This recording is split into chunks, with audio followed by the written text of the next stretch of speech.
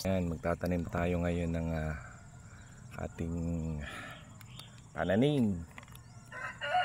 Ayan, ayan. Ito, munting lote, munting sakahan. Ayan. Nakabili ako ng konting maliit na sakahan or paniman ng gulay. Ito.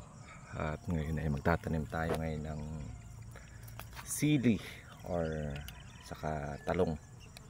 Ayan, nakabili ako ng sili at saka talong. Ito, nakabili ako ng 300 square meter na lupain dito sa aking likod bahay. At ito naman ang aking munting bahay. Ayan, yung may malaking puno na yan. Isang puno ng langka.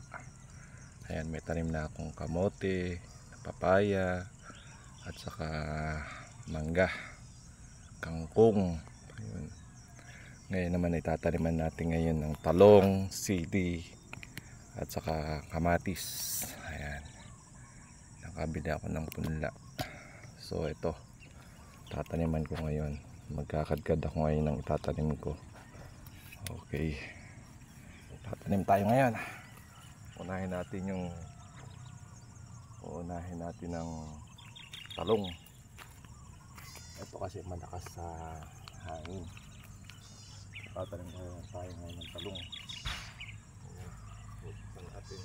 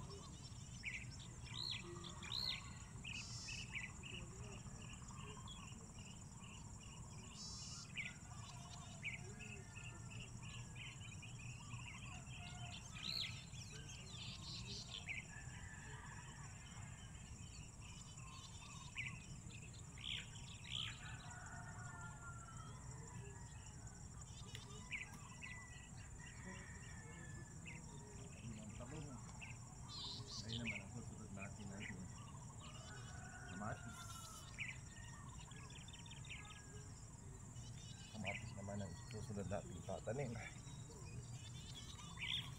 Ito, kamatis ang isusunod natin. Kamatis. Ito, kamatis. Ayan, no? See? Ito po ang kamatis. Tatanim natin kamatis ngayon. Okay, 1, 2.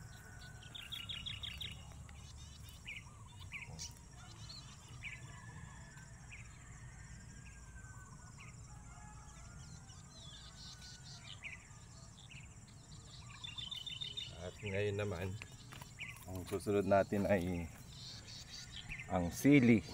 Sili naman. Ito sili. Ang sili. Ayan.